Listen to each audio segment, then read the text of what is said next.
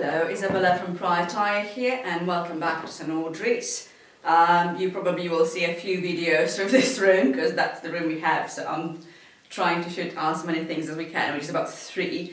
I think we shot a couple of things here before, a couple of years back, just after pandemic, and it's a lovely room in our our beautiful wedding venue. They do a lot of dinner dances and balls and other events as well, so we usually come here for a dinner date, stay the night, have amazing dinner and good memories and do some filming, so all good.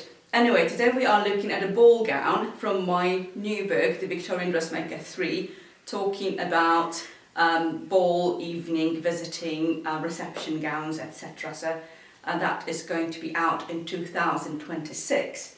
And today, as you probably have guessed, looking at my big hair, it's not big enough yet, but it's bigger. We are looking at 70s, first Bustle era. And the gown I've made is based on a fashion plate, but with a different colour scheme, which proved a little bit controversial. I wore it for my Victorian ball in Bath this year, but let's see what goes underneath of that, because it's quite an interesting time of fashion when we have the huge first bustle transforming into sort of elongated and possibly more elegant sort of natural form. This is a 1876 gown. The first thing that is a little bit different, I may actually not wear it with the gown because it came up a little bit too big, is this corset. I call it a gingerbread house corset because it just looks a little bit Christmassy, I suppose. And it's based on an extant corset which photo I saw.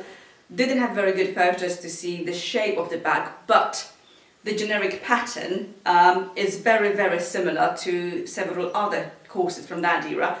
And that pattern was actually quite popular for at least 20 years. I think you can still see it as a pretty housemaid corset, for example, which I've made before. So I used my pattern from that and combined it with this one and experimented. So I'll be making 2. It was the first one I experimented with, so it came up just about 2 inches, an inch, probably too big. So I can still wear it and I put it on, but I don't think my ball gown is going to close over that. It's 2 layers. It's light couture and 2 different light coutures on top. Let me just put on. And it combines cording and boning at the same time. So quite long laces. So it's a really nice shape, and a spoon basque which starts, I think, patented in 74. I'll check on that. So a spoon basque's definitely coming over as the line elongates and we get into the natural form. It's getting dark here for some reason. Not sure why. Light is still on. Right, the corset basically closes shut. So it is too big, but I just wanted to show you the details. Have a look at it. It's quite dark here for some reason. Can you? All right. That's better. So I've got lots of very nice, tried as I might. I'm not the best embroideress. Flossing, it's mostly decorative flossing, keeping the bones in and out. And it has a nice lace, and it's very, very comfortable. It has lots of cording on the hip. You have cording on the front piece and the rest is boning. Whereas the pretty housemaid corset has a bit more cording in the side panels as well. The 2 different colours is also quite typical of this style, and I'll put a couple of pictures here so you see on the originals. And to be honest, it's a great way of getting rid of bits of fabric that is not enough for one corset, but you can combine it 2 different bits into one corset, so it's both aesthetically pleasing and very useful, and you're not wasting any resources. So I don't really think let's have a go actually, see if it might not close. It won't close over that corset, so I need to get my usual corset, which is somewhere here as well. No, I've got it here. So this one is going to be for sale. Stop. Right, quick break for doing some photos to sell this, but I can show you a little bit more now. And it has I've experimented with 2 different ways of assembling it. As you can see on the inside, it's sort of white. So both ways will be shown, and a pattern will be in the Victorian Dressmaker 3 book. So I think it's a really comfortable pattern, so I'm going to make some more of that, and definitely need one my size for that era. But at the moment, I just grab my usual standard corset that actually is a riding corset, but I love it so much I wear it with almost everything. It's just so comfortable. It's getting quite old, but they're just so nice. Almost there.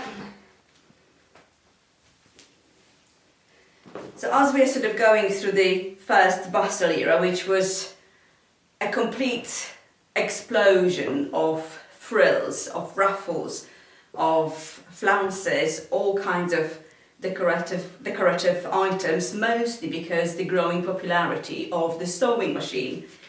So patented in the late 50s, 60s, beginning of the 70s, so the machine almost available everywhere. And that was a huge game changer. I talked about that earlier on in my earlier videos, but it was a huge, huge game changer for dressmaking, obviously, because suddenly you could hem, 20 meters of flounce in like 2 hours instead of 2 days.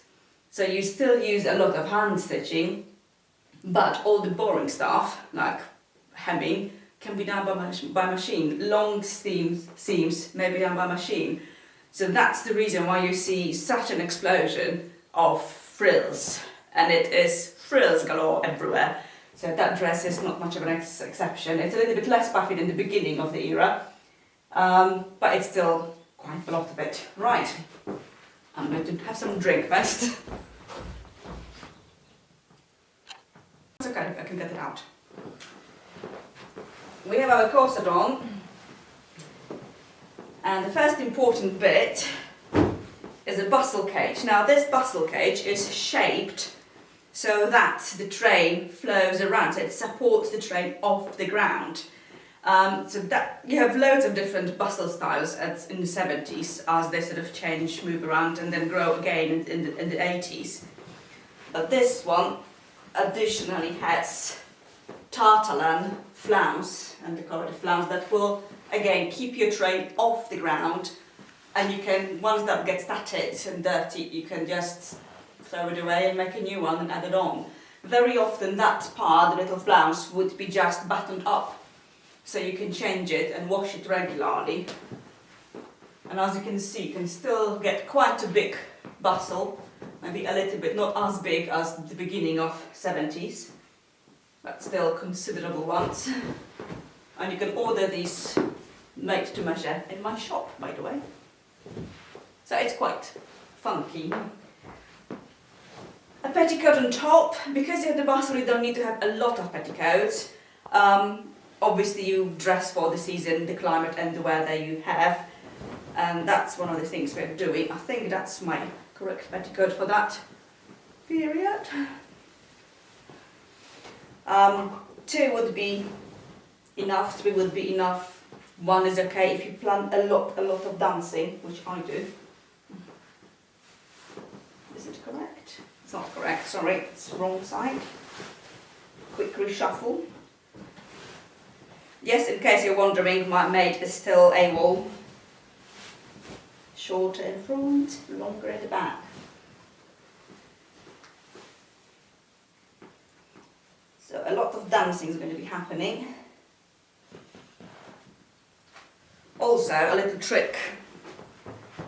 When I gain a little bit of more weight, couldn't close it up, you just need your usual button and an elastic, or just ties, and you can just close it here. As it is, I'm sort of back to my normal weight, and I can close it normally. But it's a nice little trick, just in case you've eaten a big dinner. You never know. So theoretically another petticoat would be good, but it's not really needed because the cage really keeps the shape and the dress is substantial enough so that you will not see the outline of the cage. If your dress is very sheer, for example, and they were popular, or very, very light cotton, then I would put another petticoat just to be sure. So the skirt is quite complex. It's a little bit dirty after the ball in May, despite the protection, but it's yellow moiré with, as you can see, gathers and rouleau decorations and a lot of lace. Again, lace started to be done by machine at that time. That's where you see quite a lot of machined lace being used in all kinds of garments. And let me see how to get into that. It's possibly heavier than most of that style, mostly because the moiré is quite substantial.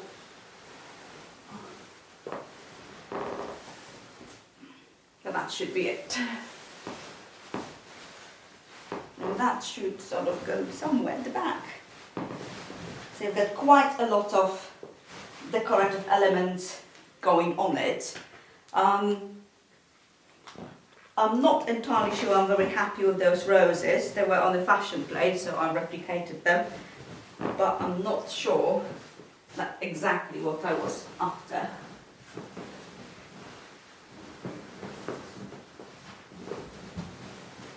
I think my dress needs to be a little bit further out to be covered by the train. There's a lot of lace. This is a cotton lace, so you can theoretically wash it, and it has nice cluny lace as an additional decoration. Now the very difficult bit, I should have my chemisette over it, and I actually have it somewhere here.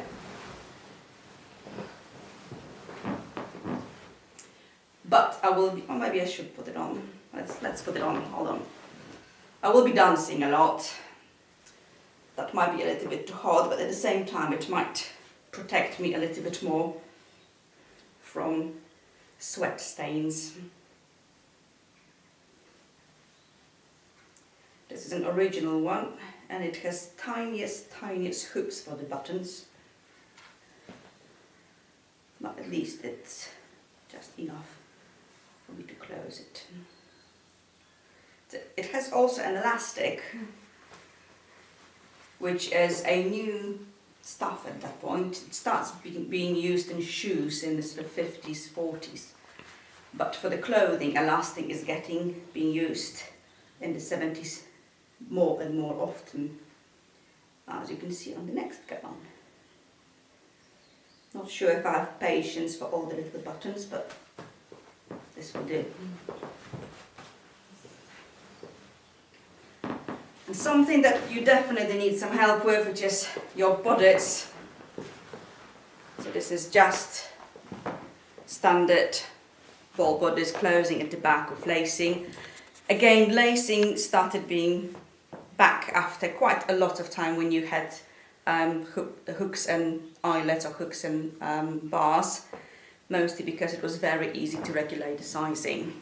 We need to have my man here to lace me in. I will spare you the wait. So I'll see you in a second once he's done the job. Happy to help. So the bodice is on, and it has a baked roses on. Again, to be honest, I possibly would go with some smaller ones or just without. But it's a little bit loose, but will do. The train at the moment is hooked up. As you can see, there is a button, and I can undo the train. That was for dancing, so that you do not fall when you are waltzing around. You definitely don't want to end the train on the floor. But that's what it looks like, as you can see when it's out. I get some nice photos, but it is a long train. Now there has been quite a lot of controversy when I put that gown on, about the colour, because it's bright yellow, where still the colour combination with sort of, I'm not sure how to describe it, sort of, it's not dusty pink, it's not purple, it's purple, lilac, weird, it's pink and black mixed. Dark lilac. That's it. And I was wondering for a long time whether to make the gown in the original colours on the fashion plate, but it just didn't really speak to me as much. It was a little bit dull. I had the fabric, but the moment I put these two together, my heart sang, and that was it. It just there was a little bit of hesitation, but that basically was it. I loved it. Surprisingly, I quite like yellow. Not sure why. I never used to in the past, but now I do. But it was a very popular colour. I mean, so we have aniline dyes, but even before, yellow and the bright yellow was very easy to achieve, and it is definitely a historical colour. And the combination of colours like purples and yellows, especially, as long as are quite outrageous to our modern eyes, were all the rage when you have new aniline dyes. So modern aesthetics does not necessarily mean the same as Victorian aesthetics. So I'll put some nice photos around to show you other yellow gowns or weird combinations of colours to have a look at, because some of them are rather ugly, but some of them are ugly in an interesting way. And this one is. So huge train that can be bustled up for the dancing. And I realised I forgot to put my balayage on top of that, but if I'm getting my train up for dancing, I don't actually need one. So we are sorted out. The one thing I forgot was my gloves. So the photos from the ball we have to do. I might put some tiara in my little hair. And I'm sorted. I can go very indecently. I need to find some gloves to get and do some dancing. So thank you for watching that. This gown, I think, is going on sale. I would love to keep it, but it's just too big now. And I'm just too lazy to make it smaller. And I need space for new gowns anyway. So that's it, folks, from today. Till the next installment. Ta-da! Found some mittens. Better than nothing.